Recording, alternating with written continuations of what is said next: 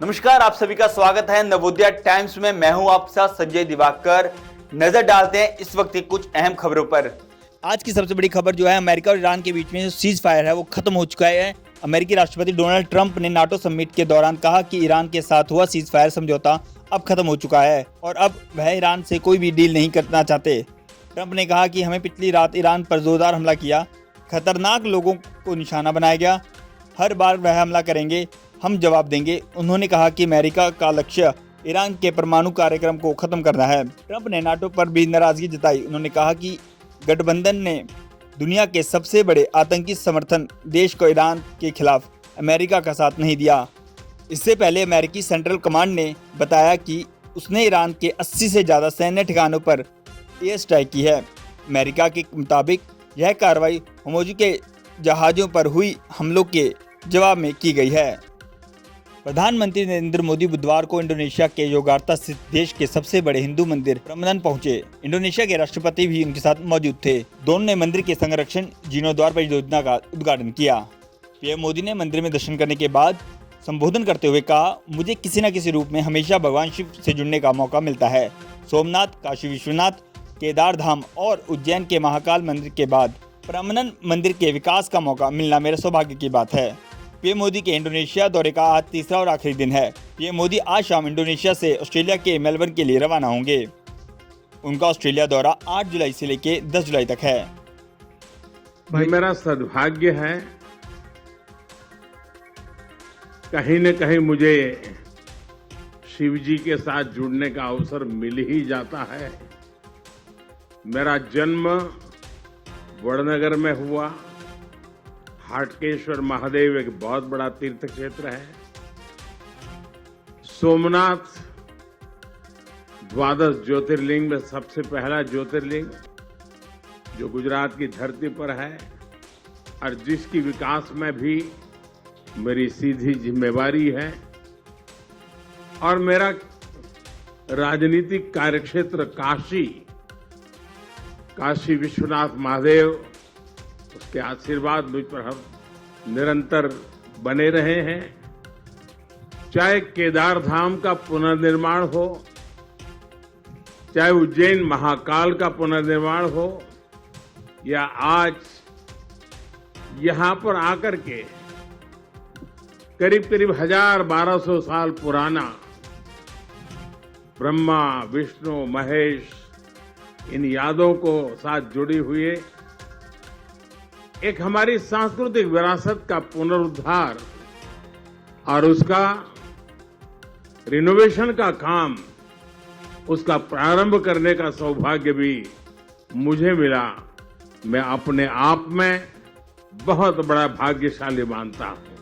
पंजाब कांग्रेस के नेतृत्व को लेकर लगातार जो है घमासान मचा हुआ है। एक तरफ राजा वड़िंग और दूसरी तरफ चरणजीत सिंह चन्नी है। वहीं पर इस पे बातचीत करते हुए प्रभारी भूपेश बघेल ने कहा, कल जो पीसीसी की बैठक हुई है उसमें हमने एक स्वर में हाईकमान के निर्णय का स्वागत किया है और उनके प्रति आभार व्यक्त किया है। राजा वड़िंग दोबारा अध्यक्ष बने रहेंगे। अब हम चुनाव की तैयारी में हैं। पार्टी हाईकमान पे कोई प्रेशर काम नहीं करता, न कोई कार्यकर्ता, न कोई नेता, न पदाधिकारी हाईकमान पे कोई दबाव डालते। तो दबाव में कोई फैसले होंगे ऐसा मैं नहीं मानता और होना भी नहीं चाहिए। तो जो अभी फैसले हो गए हैं वही फैसले कायम रहें। इसी पर भाजपा ने कांग्रेस पर हमला बोलते हुए भाजपा के सांसद तरुण चुग ने कहा, कोई कितनी भी सफाई दे, बघेल जी दें या राजा वड़िंग जी दें, लेकिन कांग्रेस की अंदरूनी कलह की चरम सीमा की सच्चाई अब किसी से छिपी नहीं है। अगर सब कुछ ठीक है तो कई बड़े नेता महत्वपूर्ण बैठकों से दूरी क्यों बनाकर दिल्ली में बैठे हैं। बघेल जी, कांग्रेस में हर दिन नया शक्ति संघर्ष और नई गुटबाजी सामने आ रही है। पंजाब दी कांग्रेस पार्टी दे अंदर जिन्नी मर्जी है सफाई दे ले, अंदरूनी कलह चरम सीमा ते चल रही है। जिन्ना मर्जी छुपाने की कोशिश करन, अज कांग्रेस पार्टी दी अंतर क्रय दी बिल्ली थैले चो बाहर आ चुकी। अगर सारा कुछ ठीक है बघेला साहब, ते लीडर तुहाडियां मीटिंगां चो एबसेंट क्यों ने? चरणजीत चन्नी ने डेरा दिल्ली लाया ते किसी ने कितने होर डेरा लाया। ਕਾਂਗਰਸ ਪਾਰਟੀ 'ਚ ਹਰ ਇੱਕ ਦਿਨ ਸੱਤਾ ਦਾ ਸ਼ਕਤੀ ਸੰਘਰਸ਼, ਗੁੱਟਬਾਜੀ ਚਰਮ ਸੀਮਾ 'ਚ ਸਾਹਮਣੇ ਆ ਰਹੀ। ਇਹ ਪਾਰਟੀ ਨੂੰ ਜਨਤਾ ਦੇ ਮੁੱਦਿਆਂ ਦੀ ਚਿੰਤਾ ਨਹੀਂ, ਜਨਤਾ ਦੀ ਚਿੰਤਾ ਨਹੀਂ, ਪੰਜਾਬ ਦੀ ਚਿੰਤਾ ਨਹੀਂ, ਨੇਤਾਵਾਂ ਦੀ ਕੁਰਸੀ ਕਿੱਥੇ ਲੱਗੇਗੀ, ਕੜੀ ਕਾਸਟ ਦਾ ਲੀਡਰ ਆਏਗਾ,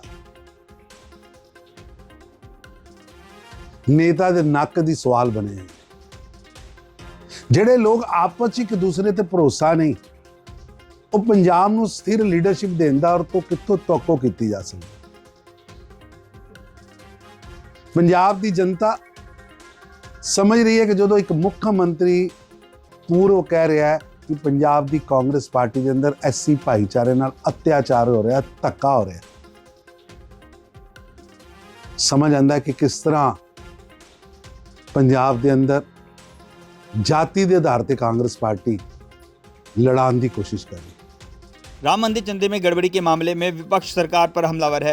विपक्ष का कहना है कि एसआईटी की जांच का अब कोई मतलब नहीं रह गया है, इसके नतीजे पहले ही लीक हो गए हैं। आमतौर पर परीक्षा के पेपर लीक होते थे। हमारे राज्य में छात्रों को ऐसी स्थितियों का सामना करना पड़ता है जहां अलग अलग परीक्षाओं के प्रश्न पत्र लीक हो जाते थे, लेकिन अब एसआईटी की जांच की रिपोर्ट लीक हो गई है तो किसी और से बात का कोई मतलब नहीं रह जाता। फेविकॉल चिपक जाता है, आपने वक्त लूट लिया, हम फेविकॉल चिपकाए हुए हैं, आपने तो वक्त को लूट दिया। वक्त की प्रॉपर्टी, वक्त की संपत्ति सब आपने, जो वक्त कानून के अंदर प्रावधान था कि वक्त की संपत्तियों की वक्त रहेंगी, आपने सब बदल के डाल दिया, आपने तो लूट लिया उसको। एसआईटी की जांच का तो कोई मतलब नहीं रह गया। जांच पहले ही लीक हुई, अभी तो पर्चा लीक होता था, अभी तो पर्चा लीक होता था। हमारे प्रदेश के छात्रों द्वारा जो तमाम विषयों की परीक्षाएं होती थी, लेकिन अब एसआईटी की रिपोर्ट लीक हो गई है तो किसी के कहने का मतलब नहीं है, ना एसआईटी की रिपोर्ट का मतलब है। एसआईटी यहाँ लिख रही है अति गोपनीय, और जहाँ पर ये कह रहे थे कि हम पूरी तरह से निर्दोष है, एसआईटी पूरी तरह से, और खुलासा होने के पहले ही ऐसे की बात नहीं हुई थी। मुझे दीजिए इजाजत, देखते रहें पंजाब केसरी नवोदय टाइम्स।